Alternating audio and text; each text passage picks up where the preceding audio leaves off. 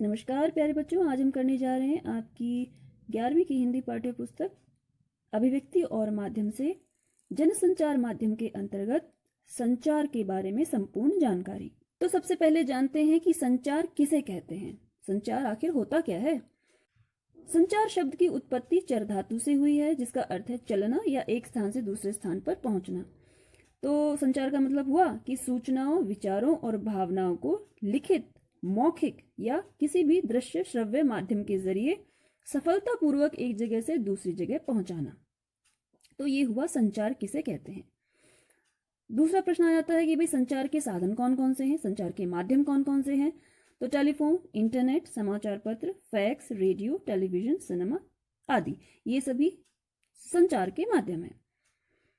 अब इसमें एक जरूरी प्रश्न यह उठता है कि संचार जीवन की निशानी है, स्पष्ट कीजिए।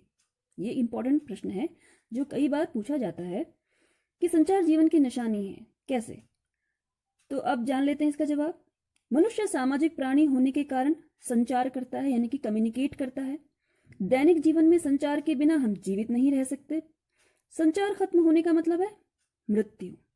संचार ही मनुष्य को एक दूसरे से जोड़ता है, इसीलिए संचार जीवन की निशानी है। और आइए अब जानते हैं संचार के कार्य कौन कौन से होते हैं। सबसे पहले संचार का कार्य है हासिल करना। हासिल करना मतलब कुछ प्राप्त करना।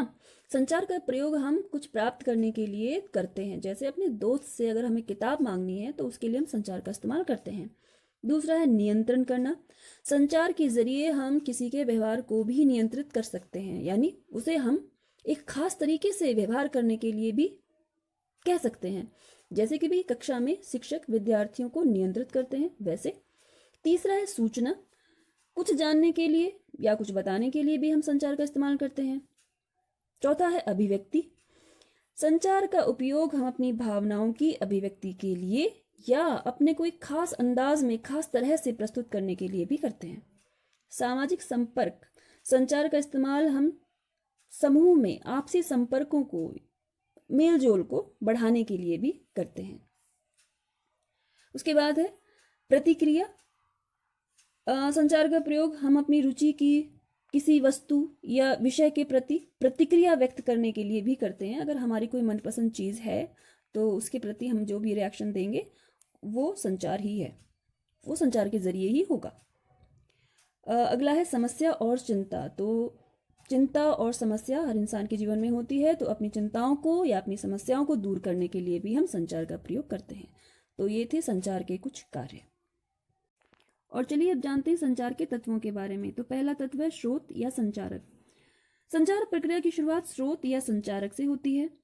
जब स्रोत या संचारक या सेंडर एक उद्देश्य के साथ अपने किसी विचार, संदेश या भावना को किसी और तक पहुंचाना चाहता है तो संचार की शुरुआत होती है।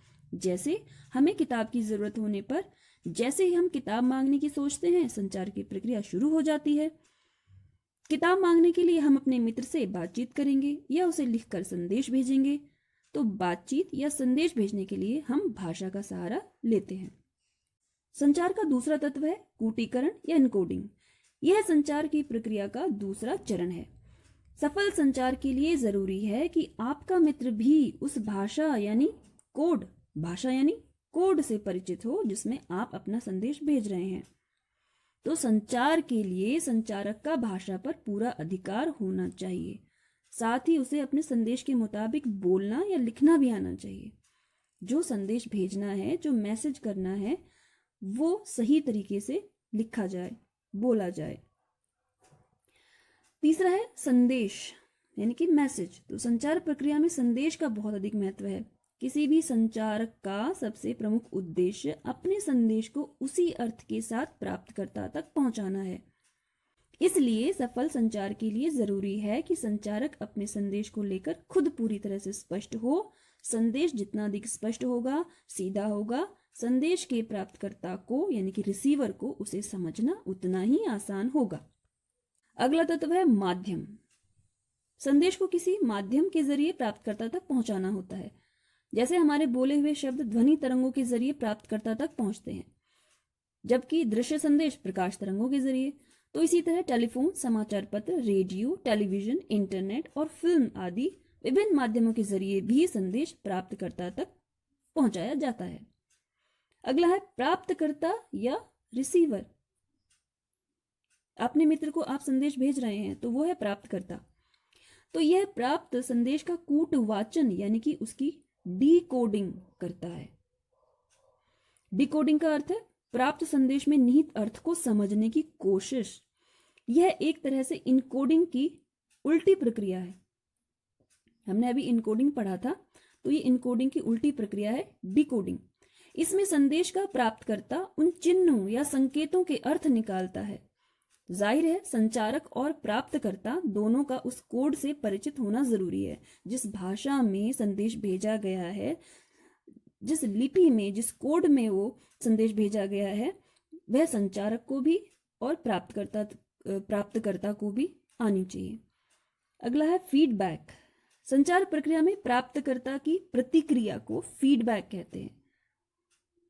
यानी कि संचार प्रक्रिया की सफलता में फीडबैक बहुत जरूरी है, बहुत इंपॉर्टेंट है।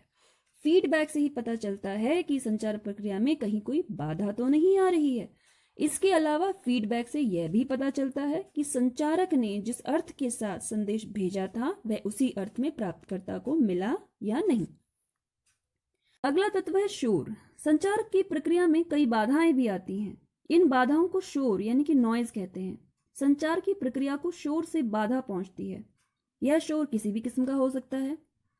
शोर के कारण संदेश अपने मूल रूप में प्राप्तकर्ता तक नहीं पहुंच पाता। अगर बीच में कोई रुकावट आ जाती है तो जो मैसेज है वो क्लियर या प्रॉपर तरीके से अपने रिसीवर तक नहीं पहुंच पाएगा। सफल संचार के लिए संचार प्रक्रिया से शोर को हटाना या कम करना बहुत जरूरी है। और आइए अब जानते हैं संचार के प्रकार कितने होते हैं। संचार के कई सारे प्रकार हैं। यहाँ पर जितने भी संचार बताए गए हैं वो अभिव्यक्ति और माध्यम पुस्तक के आधार पर ही है। जैसे पहला है संकेतिक संचार। जब हम अपना कोई संदेश सामने वाले व्यक्ति को संकेत करके देते हैं तो उसे संकेतिक संचार कहते हैं।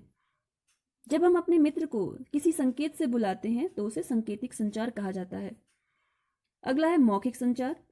जब हम किसी को नमस्कार कहते हैं और साथ ही हथेलियों को जोड़कर प्रणाम का संकेत करते हैं तो उसे मौखिक संचार कहते हैं। अमौखिक संचार भी है। जैसे ऊपर के संचार में नमस्कार या प्रणाम शब्द का उच्चारण मौखिक है, किंतु हथेलियों को जोड़कर या हाथ जोड़कर क्रिया करना यह मौखिक के साथ साथ संचार की अमौखिक क्रिया है। मौखिक संचार की सफलता में अमौखिक संचार की महत्वपूर्ण भूमिका होती है। तो यहाँ पर मुझे अमौखिक और संकेतिक संचार में कोई खास अंतर नजर नहीं आ रहा। मुझे तो दोनों ही एक ही प्रतीत हो रहे हैं। ठीक है। अगला है अंतःवैयक्तिक संचार। जब हम अपने आप से बातें करते हैं अथवा कुछ सोच रहे होते हैं या कोई योजना बना रहे होते हैं तो यह भी एक प्रकार का संचार है। इसमें संचारक यानी कि संदेश भेजने वाला और संदेश को प्राप्त करने वाला एक ही व्यक्ति होता है, यानी कि आप। इसे अंतःवैयक्तिक संचार कहते हैं। अगला है अंतरवैयक्तिक संचार यानी कि इंटरपर्सनल। जब दो व्यक्ति आपस में आमने सामने कोई संचार करते हैं तो उसे अंतरवैयक्तिक संचार कहते हैं। इस संचार का सबसे बड़ा फायदा यह है कि इसमें फीडबैक तत्काल ही प्राप्त हो जाता है। हम अपने दैनिक जीवन की आवश्यकताओं को इसी संचार के माध्यम से पूरा करते हैं। अगला है समूह संचार।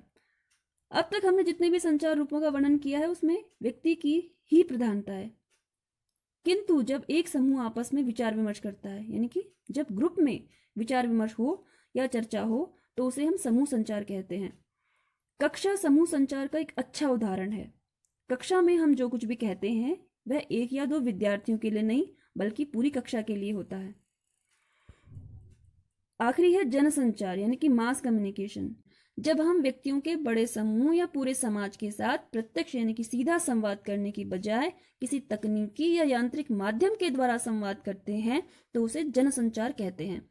इसमें एक संदेश को यांत्रिक माध्यम के द्वारा बहुगुणित किया जाता है ताकि उसे अधिक से अधिक लोगों तक पहुंचाया जा सके। अखबार, रेडियो, टीवी, सिनेमा या इंटरनेट आदि जनसंचार के प्रमुख माध्यम हैं।